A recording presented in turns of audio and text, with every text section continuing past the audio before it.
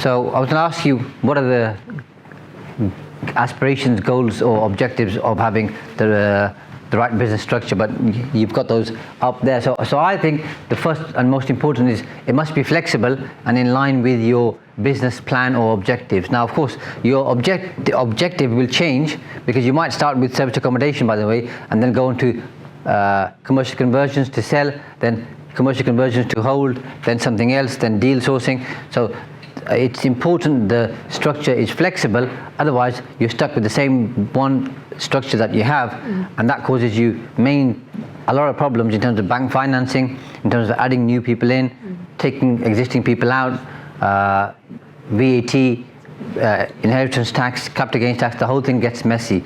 And as much as I don't like it, by the way, I think you've got to have a few different companies to manage your different property strategies, because if you mix them all together, it just ends up becoming a huge mess. So flexibility is important.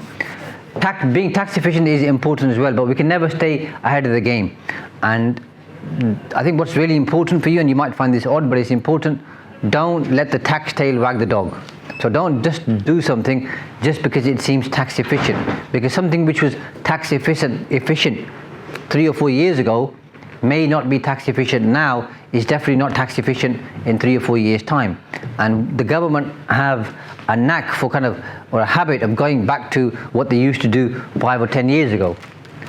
So a good example for you is next year we've got these changes in tax. So about when Gordon Brown was the Chancellor, you had a particular tax regime where you had a holding company and you had subsidiaries underneath it, and you used to get taxed together on all those companies and claim marginal relief.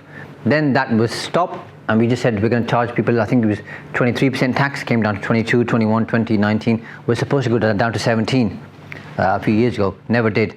Now, Rishi Sunak's done the same thing, and now he's saying if you have a holding company and a group structure, you're going to pay a shed load of tax for this 23% or 25%. So we've kind of gone back. So had you done the planning in line with what happened before Rishi made that announcement, would be very different to what you're going to do now, if that makes sense. But once you're in that structure, coming out from that structure to avoid what Rishi's trying to tax you on is extremely difficult. It's not going to happen, yeah? So don't always do something because it's tax efficient. Do it because it works for you and your business and your family and everything you're looking to achieve. The tax should be a huge bonus. Does that make sense? So now we're going to look at the structure and an example. So we've got Angela, who has a full-time job and is a high rate taxpayer. She earns £50,000 a year. She's got £150,000 to invest in a property project, wants to do a commercial conversion. I based this on you, by the way, Shamila, but I changed it to 50 from 250, by the way, and I hope you don't mind. Or is it 500 grand? She wants to buy a property for £400,000, spend 300 grand on refurbing it, sell it for £900,000 and make a £200,000 profit. What should be her business structure, do you think? I know there's not much information there, but it's enough for you to make maybe some observations. And Laura's going to kick us off today. Go on, Laura, you can do it. Sole trader for a full-time job, limited company to provide commercial conversions. Okay, any particular reason for that? It's what I'm comfortable with. Okay, that's what you like. And it's 19% tax on the 200k profit. Yes, as things stand. If she is already on 50,000, 200k profit, that's going to put her at 250, which will put her in 45%. Yeah, which she doesn't want to do. Okay, over here, do we agree with Laura? Yeah, but I think you'd have two companies, right? Okay. One to put the SPV in, and the other one, maybe she wants to do some consulting for that, for that, the project management role that she's going to be doing. Yeah. So you have like the operations and the holding company, or the selling company, what she really decides she wants to sell. Yeah. So she'll be a sole trader in her job, plus two companies, one which is her consulting and the other one. So two standalone companies, yeah? Yeah, I think so. Okay, that's fine. Any observations, Joanna or Tahir? If she plans to keep doing conversions in the future, she might have a group company Yep. off at the top, and then it's going to be all these underneath. The SPVs underneath, okay. Yeah. Any additional observations to here, John? Don't have to, by the way.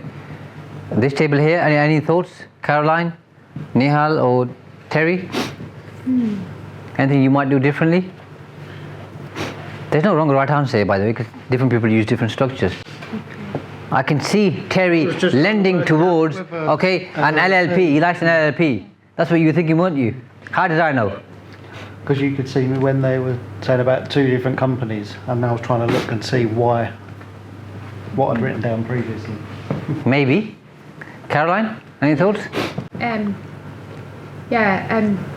I was thinking about the LLP too, as well as having a limited company. Like she was saying, the limited company for your consultancy Yep. work. Yeah, you can have any of those variations, by the way. It depends on what works for you. I think Laura's maybe thinking of purely from a tax efficiency point of view, perhaps, Well, possibly. it doesn't state that she has business partners she's Yeah. going in with, so Yeah. you need at least 2 for an LLP. Yeah, yeah. But you're clever, and you know you don't have to have a business partner to have an LLP. No, you could do it with your limited company. Yep. Okay, let's have a look. So, if she did it in her own name, makes £200,000 profit, the first 100k should be done on £100, okay, tax at 40%, and once you go over £100,000, you lose your personal allowance for every £2 you earn, you lose £1 of your personal allowance. This is all the tax, NIC, but everything else, she pays best part of £95,000 in her own name.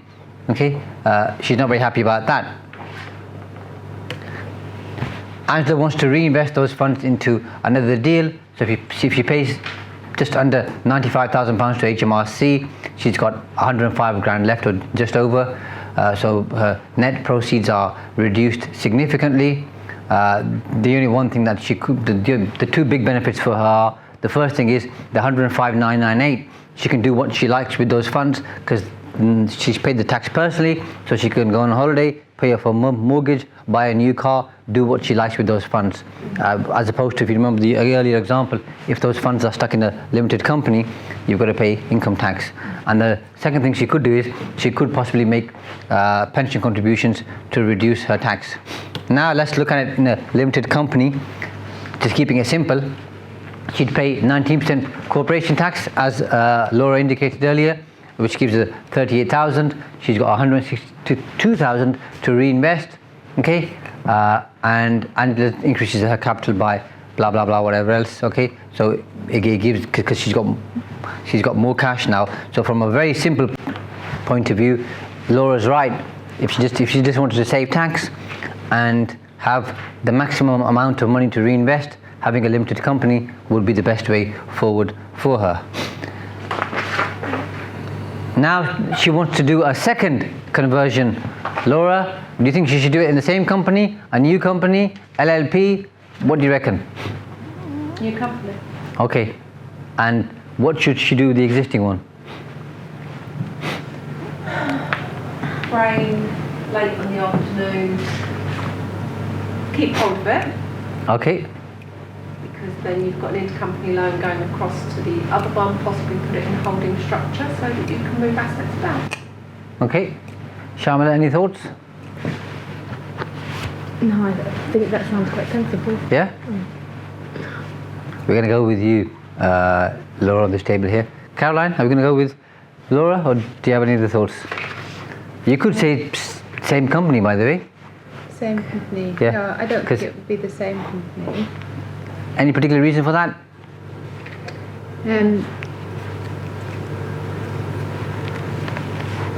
No, I can't. No? No.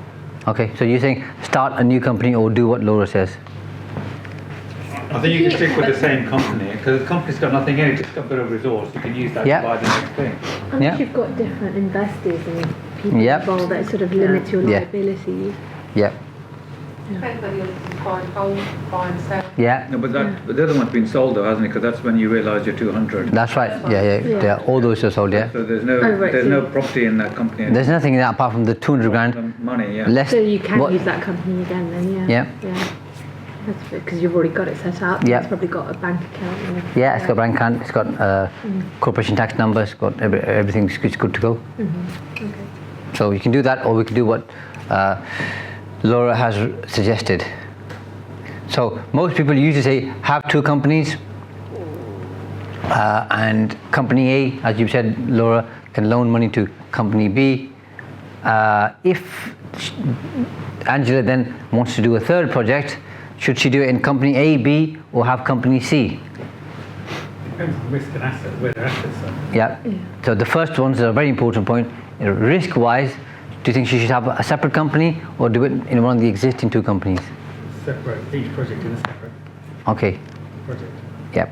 And then you said risk and something else? Was it? Reward. Sorry? Where the assets are. Yeah, if there was asset in the first company. Yeah. Yeah. So risk, asset, and the third thing you said was funding. Okay. Well, you were about to say that, weren't you?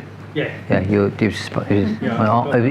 was on your lips. I thought I'd beat you to Thank it. you. Yeah, it's funding Yeah. because some companies some lenders want a clean company. They want a clean company. So, Shaz, if there was no external investor, if it was just Angela herself, Yep.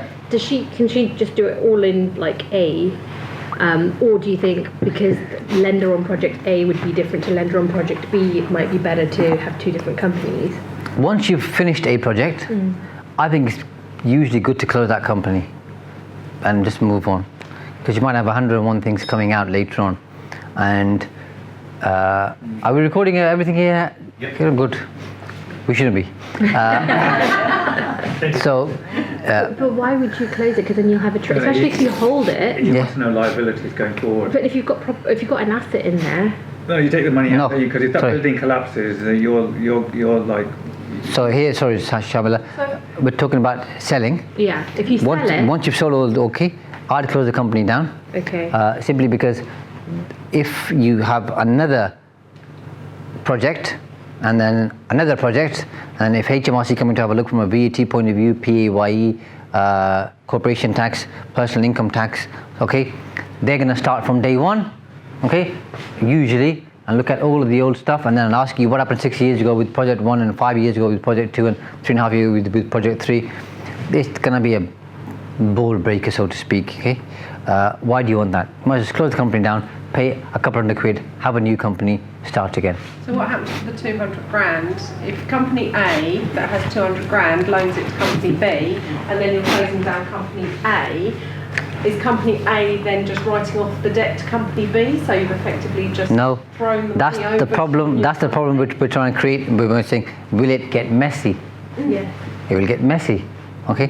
And that's why we're going to try and find a solution for Or that. do you leave company A open for them with an unpaid company loan for X amount of time Yep. that never gets repaid? Okay. Or And then let's say now, Laura, you've done that, and you're on company H or company M.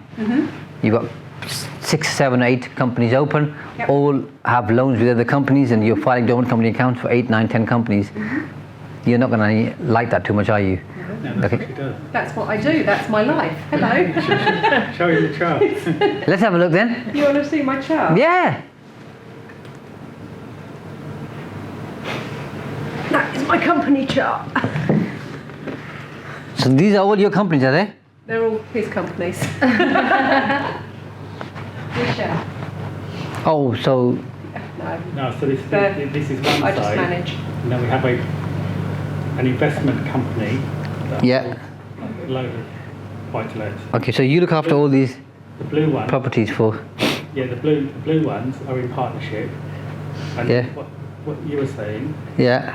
about closing company, I've got a company with another partner which we've just built. There's a lot going on here. and Converted for, but it's messy. It's our relationship has got messy, and he was the contractor after the money in, and he walked away a year ago.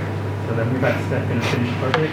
So now we want to, I would close that company because, like you were saying, we want to keep going forward because the leaseholders now, or the people who bought the leases, can come back at the company. Okay. But we don't know if we've done this, but we don't know if this is correct. But then what about like with buildings that you might, if you're doing stuff, you know, you need to have insurance in place, don't you, for like, I don't know, what's it, 10 years after or 5 years after. So if you're closing down the company. Well, you paid the premium already. That's fine. So you've got your structural warranties in place. That'd be fine. That's fine. Even though you and hardly ever is there a claim on the structural warranties. I mean, the plaster usually cracks. You can fix that kind of stuff. You're not going to use the insurance company for that. So you don't normally claim on your structural warranties, but you just got to have them in place. Okay. Yeah, I've not seen any claims on structural warranties ever. I'd love to know the answer then about how you loan the money across and prevent it from getting messy. Yeah, so Julie's given us the example of you can loan the funds, okay? So what you do is have a holding company.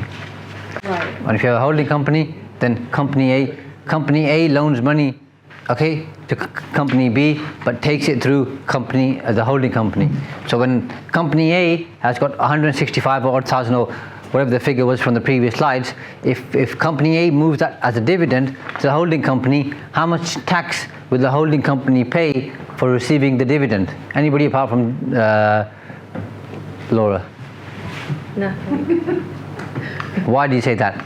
Sorry, I mean, do you have to pay? Because isn't it, you're putting money. Well, we know, Sharmila, whenever money moves from one company to another, there's usually a tax consequence unless it's a loan. Here, it's a dividend. So surely if there's a dividend going from company A to a holding company. Intergroup though? Sorry? Is it intergroup? It is intergroup, but surely there must be some tax to pay for money moving over, shouldn't there? I'm just asking I don't what think so. people would usually ask me. Be wrong. You don't think so? Joanna, what do you reckon? Must be something to pay.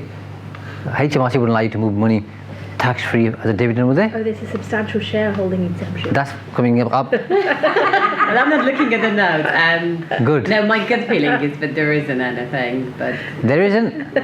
Okay. Over here? Neha, what do you reckon? Well, depends on what type of loan it was It's a dividend. and dividend. Yeah, because company A here owns all the shares in company, the holding company owns all the shares in company A and owns all the shares in company B, by the way. That's exactly the structure I have. Yeah? Sorry, the difference is that I never close the company, I just keep investing, but Yeah. I start thinking now.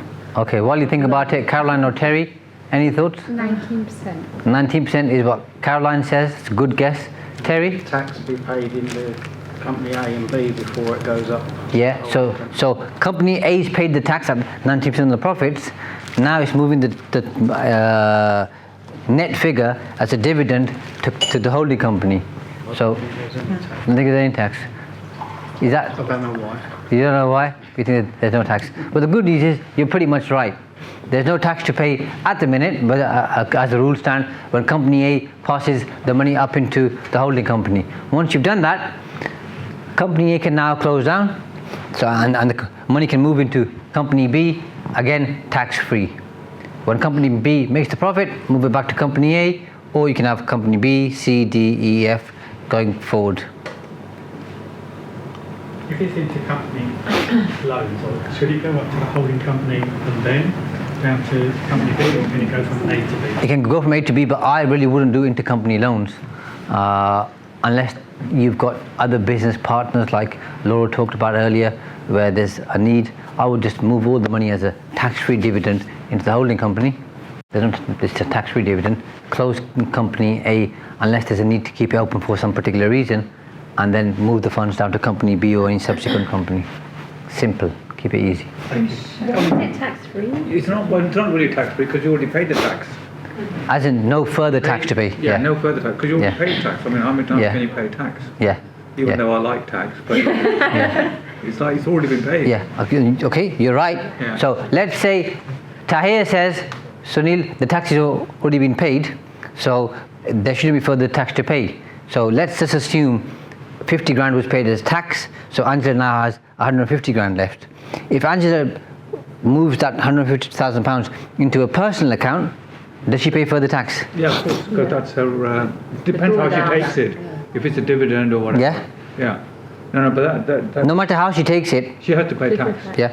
But no, this was part of a holding, it was part of an entity that's, Yeah. this is a subsidiary of an, you Yeah. can't be multiply, because you're carrying on with the purpose of doing certain business and you're carrying on with that business. Don't be surprised if the government changed that stance, by the way. Yeah. Don't be surprised.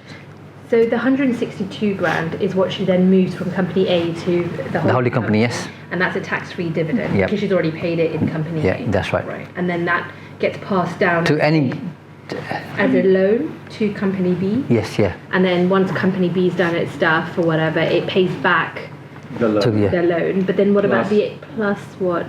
The Maybe you do a company bigger B- project. Plus- No, but company B does what A did, which pays the tax. The remaining amount goes back as a tax-free dividend. And you keep recycling. Keep doing that. Yeah, that's right, that's right. Is that, Shaz, is that just for investment, or is it for? Is, Both. all the companies have to be like the same activity, or is it just as long as it? We're going to come on to that. Okay. We're going to come on to that. So, Joanna's asking, should it be the same activity? I should it all be investment, or should it all be trading, or can it be a mix? And we're going to cover that. So the benefits, some of the benefits are it's easy to move money, and you don't have to keep open, all the previous companies open. Otherwise, like the example Laura and I talked about, you could get to company M, N, O, P, whatever, 8, 9, 10, and you've got so many companies open. You've got tax returns to file, confirmation statements to file. Sorry? Too many expenses. Too many expenses, yes, yeah. Are you an accountant by any chance, Laura? No, Okay. I say that frequently in my meetings. You sound like one, by the way. Take that as a compliment. Okay. Are you a lawyer by any chance? No, Okay. but I have compliance tax as well as Okay. Fine. account tax. All right. So you can move the dividend tax-free, keep the entities separate, like we've talked about, limiting the liability. Now, I've been told this a lot. I haven't seen it, believe it or not, but I've been told if you have a holding company structure, banks and lenders don't like that structure and are less likely to lend money to it. That's what brokers keep telling me. I've never had that. Not too sure if you've had it, Sunil, or not. No, we've, Yeah? Maybe We because haven't of had your it. experience or your portfolio. No, even for clients, Neha, yeah. we haven't had it. It's only when you go to get a buy-to-let mortgage from the mortgage works, they didn't like it, so they looked at the company's house. Yeah. And they said, no, it's a developer, you're not a landlord, so. But Yeah. we've never had problems borrowing money. Yeah, but I keep getting told that. So if you go down the holding company route, just because I keep getting told, I'm just going to pass it on to you, you may have an issue or challenge with obtaining funding, but I've never seen it. Sunil's got the structure, he hasn't seen it, so that's just some proof for you.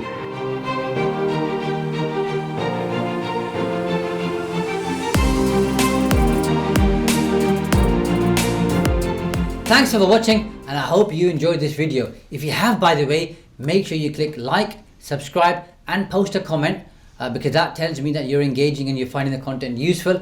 And if you like this video, make sure you check out this video here because it's the next stage in terms of your learning and development.